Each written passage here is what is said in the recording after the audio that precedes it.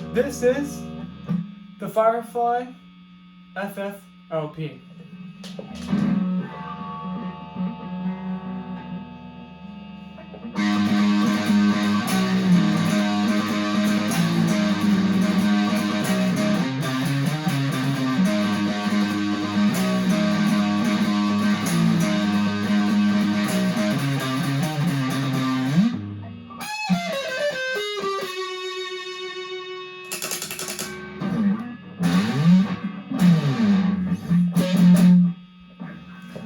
Alright, that's the intro done. Let's turn off the distortion. That's the intro done. I just wanted to show you guys. That's Power Slave by Iron Maiden on, of course, this. I'm not the most skilled guitarist. I started less than 6 months ago. But I did start off with my grandfather's Fender Stratocaster that was handed down to me when he passed away. Rest in peace, Grandpops. But this thing right here is a beauty for sure. That much is true. On my Instagram, if any of you have been following my Instagram, you guys will see me playing both this and my Red Strat. The Red Strat is, of course, going to be better, so that is to be expected, of course. But this isn't a review on that. This is a review on this. So, that's a tune you guys heard from with distortion on. Let's turn it back on again. You guys can hear the higher pitched notes, the higher notes. And you guys will also see some string bending. I want to represent that here too. If you see,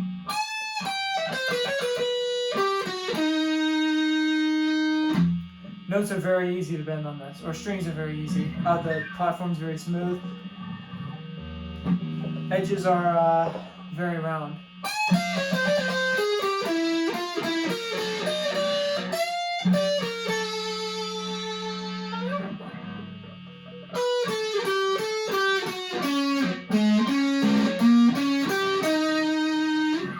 Riff from No Prayer for the Dying by Iron Maiden, of course, as well. But I do want to show you guys the distortion. I'm going with a classic here that I haven't played in a while.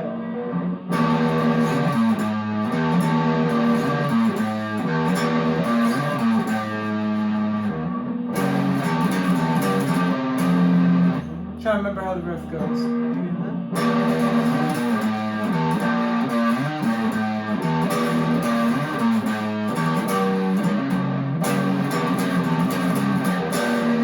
There we go, I remember it now.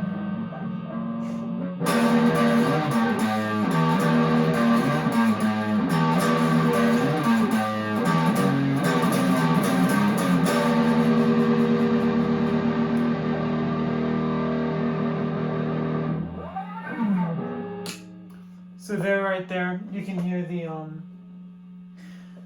right there you can instantly hear just how good the overdrive sounds on this. If you guys were to look on my Instagram, you could see some different reels where I'm using overdrive.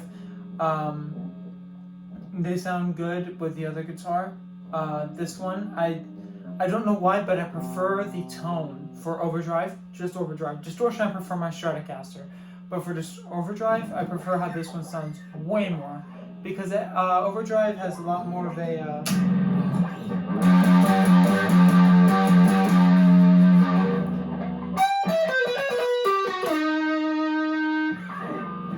You can hear right there in the overdrive, it's a lot more of a grittier tone, I guess you could say.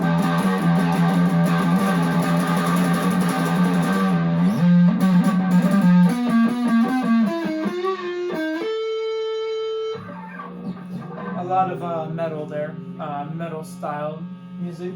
But let's go ahead and show you the distortion with Richie Blackmore's Anybody There. Again, this one has been a while since I played this too. And I've been playing my Strat more so recently because I've been thinking about picking up a Strat style guitar. I want to get used to the Strat feel again. I've been too used to this, but now it's changing back to where it's Strat. So I've been having a bit of trouble on this.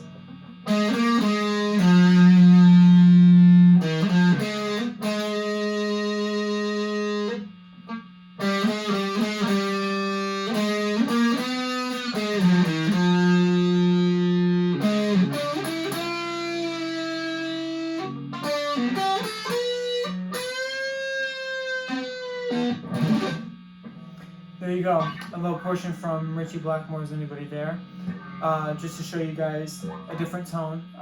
That's more, I guess you would classify it as soft rock or blues rock, rather. Richie Blackmore is known to have very different styles. The king right here on my shirt. Big fan of him. Let's turn off this distortion so it's not buzzing and interrupting us. And let's talk a bit about the specs. Now, I'm not the most educated on guitars, but I will do my best. As you can see, it has a typical Gibson style bridge. I'm not exactly sure what they're called. You have 2 humbuckers right here. I prefer these over the 3 single coils on my Stratocaster. 22 frets, all of them actually very smooth, which I'm surprised about. Synthetic, let me show you. Synthetic synthetic nut. So it's plastic. It's not bone like some of the higher quality ones are. But that's to be expected. The tuners are very great. In fact, actually, you can see, embarrassingly enough, I broke the strings because I used bends a little too much.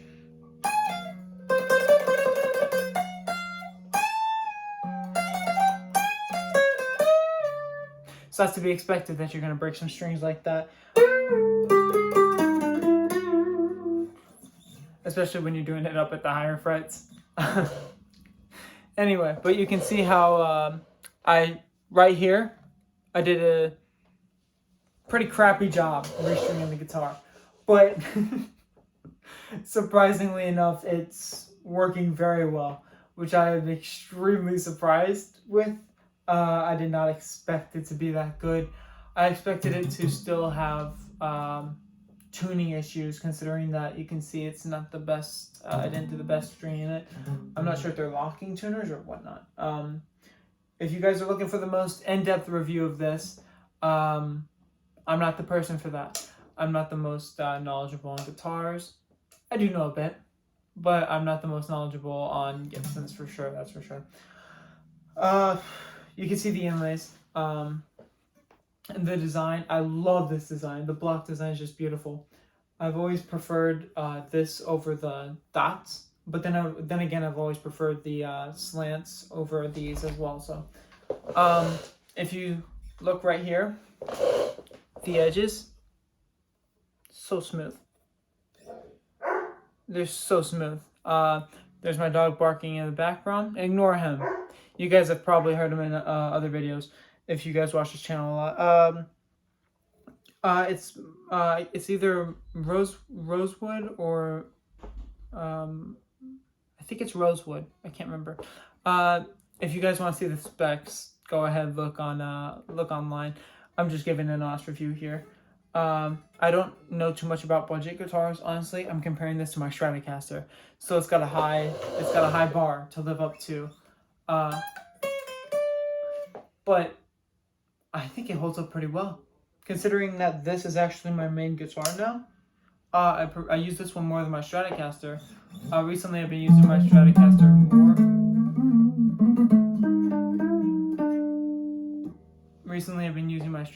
more. But that's because I'm trying to get used to the Strat style again. So when I try out guitars at Guitar Center, to potentially pick up another budget guitar to review for you guys. Also one that I plan on taking with me whenever I would go on a trip anywhere. So yeah, this one I have less knowledge on Gibsons compared to Stratocasters, Fender Strats to be specific.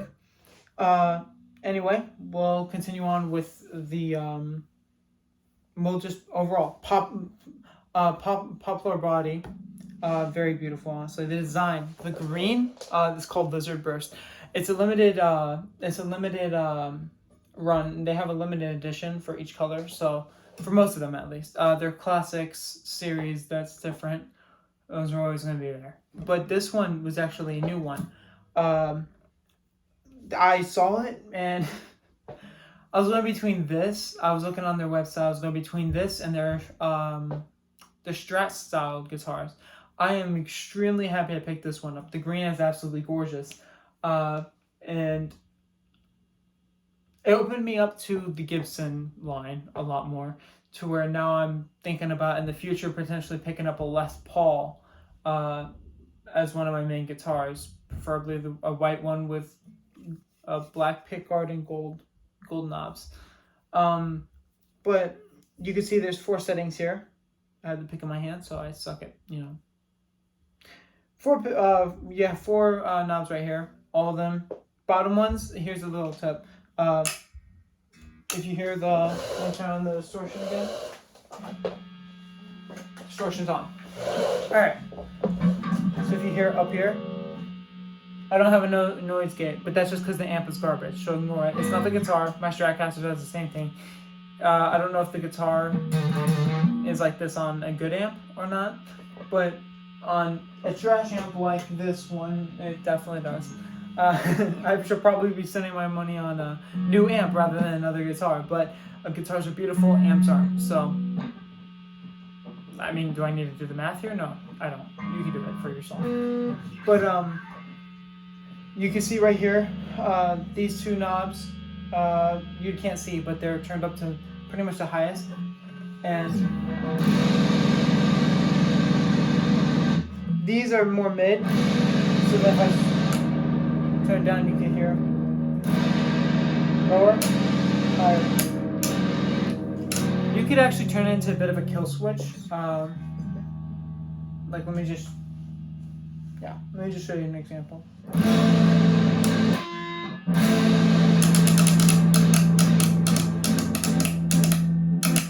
Of course, you gotta have it turned down all the way.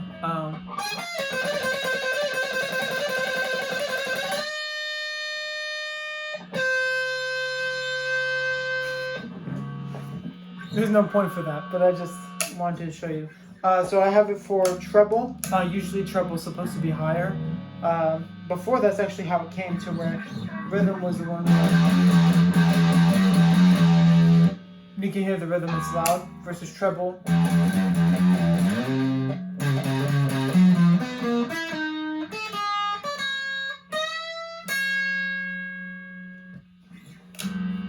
First we do this.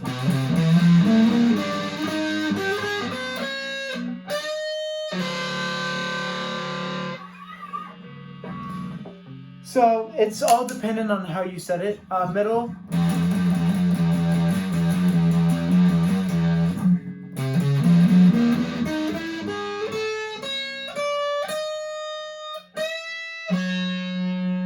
You hear right there in the middle. It's like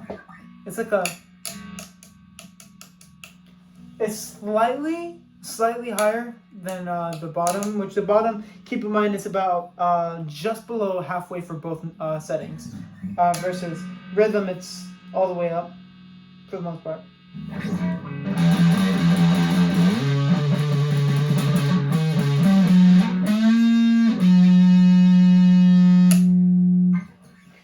Now let's turn it off again so we can continue talking about this thing. Perhaps even unplug it completely so I can show you guys the fullest extent of it. So, I want to talk about the design more so now. You can see this is standard. I didn't change anything on it except for the strings. Strings are the only thing I changed, which I'm probably going to be changing strings when I get my new guitar as well. So, just be warned. It's not like this has been changed in any way. It hasn't been modified. I don't even know how to change pickups. But yet I'm a trash guitarist, so that explains a lot. 3-way switch here, as a Les Paul has. You got rhythm, treble, and then in the middle. Don't know what that's called. But 22 frets, if I remember correctly. I can't remember what this bridge is called, but I already talked about that. A black pickguard, the green poplar body. But here's the thing. You turn it around and it has a dark green, and you can see the wood grain before the covering. I have not opened this up before, but you can see right there some of the excess stickiness from the plastic has stayed there. I don't really know what to talk about, honestly. It's just what you would expect from any guitar. Well, any Les Paul style guitar. It has pretty much everything that an Epiphone, not a real Les Paul. No, Les Paul's, the pickups are way better. The pickups are way better. The body is more quality. The frets are going to be, even though if marginally, it's going to be smoother. The tuners are probably, now the headstock. That's something that Gibson's pretty notorious for, having a trash one. Trash headstocks, they break every time. This one I've only had for about a month, so I cannot tell you if this one shares that problem. I'm on the fire. I joined the Firefly guitars group. Most people have this Les Paul style guitar. All of them say that they say the same thing. It's good quality. You can't really they've never had problems with the headstocks. I'm a little skeptical because it's a Gibson style guitar. It's a Les Paul style guitar, I should be specific on. And Les Pauls are not known to have the best headstocks. And I do not prefer the open book style. I'm more of a fan of what you see on a Jackson or an Ibanez. Those are just beautiful headstocks. I love them to death. Those are my favorite headstocks, Ibanez especially. But Jackson bodies are my favorite. Usually they have a better Floyd Rose, in my opinion. I prefer Floyd Rose. But stainless steel frets, right here. Stainless steel frets. So, pretty typical of what you would expect from any guitar. I compared it to a couple of other budget guitars I was looking at, and they all had pretty much the same specs. It seems like this one, I don't know too much about the inner workings of a guitar, but it plays very well. Such clean playability. I'm just still not used to a Les Paul style guitar, which is why I struggle with, let me plug back in. I'm still not used to a Les Paul style guitar, which is exactly why I which is why my rhythm or my technique is a bit off. Let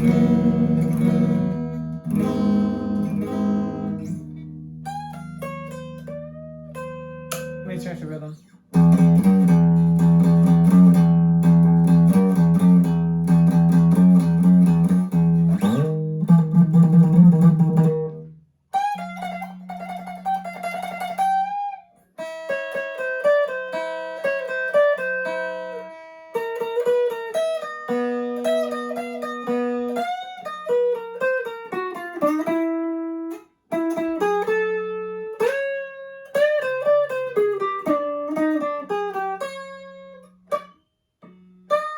I was hoping I could hit the pinch harmonic. I still need to work on those. Try to sneak a little one in.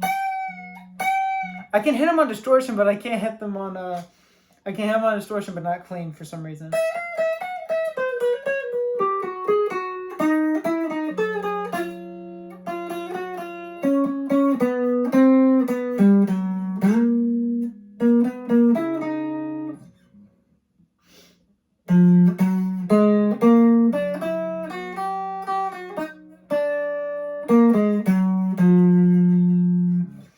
So you can hear the clean tone on it. It's very beautiful. I love it. Put it on treble. Of course, but then if we turn on the pedal, you can hear it on treble.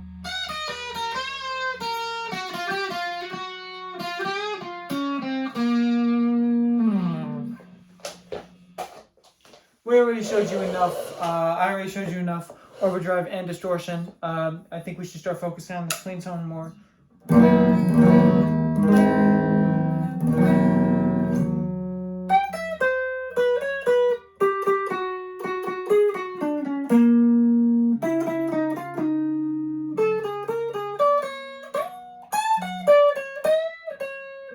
Now these frets are a bit hard to reach. Could just be because of how I'm holding the guitar. Highly doubt it, but hurts a little bit to play it like that. But that goes for any guitar. Most people don't even use from frets 20 up.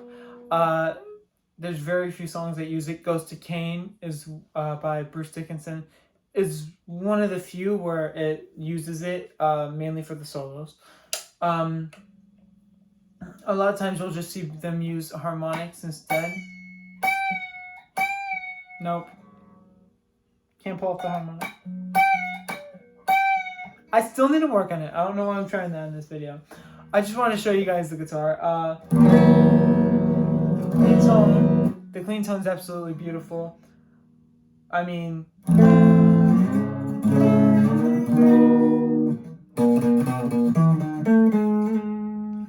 the clean tone is beautiful. Overdrive is beautiful. Distortion, I prefer my Stratocaster. I'm not gonna pull that out right now because this is a review on this. But the bottom line, I got this for, let's see here. It was priced at, think at 180, 190. I picked it up, and I didn't expect too much, to be honest. I know it has a cult following, and if you look online, these guitars really don't lose value at all. These people will be picking them up at the cost of like $200, and then, you know, after shipping it's like $210, and then they get done with the guitar, you know, they want to sell it, and they sell it for the same price they bought it, maybe a little lower. And I've seen multiple times it's one of the rainbow colored ones, the FF, can't remember. These names are so confusing. The only ones I know are FFST and FFSP, which I think it's SP. It's SP or LP. I always think LP because of Les Paul, but I think this one's SP. And it's like that because, well, pretty obviously, it's a Les Paul style guitar. So that's the only reason I think of LP. But FFST, that's FFST is the Strats. FFSP are the Les Paul style guitars. I would, if you guys are looking at these guitars, just going based off of this one, let's say you don't like Gibson style guitars, like any of the Gibsons. You don't like Les Pauls, you don't like how the Explorer is, you prefer a Strat. You just want a Strat. You're good. You should be good, considering the fact that from what I've heard, a lot of the community actually prefers the and they prefer the Strat body, the Strat style guitars that Firefly has over the Les Pauls. So that's my recommendation to you guys. Value for money, amazing. I still prefer my Strat over it, but that's to be expected. That's all I really have to say. It's a phenomenal guitar. If you guys are thinking about picking it up, you really should. But it's up to you. There's probably some budget guitars out there that are just as good, if not better. I'm not fully experienced on this stuff, but based off of my experience, this is a phenomenal guitar, and I definitely see myself buying another guitar from them in the future.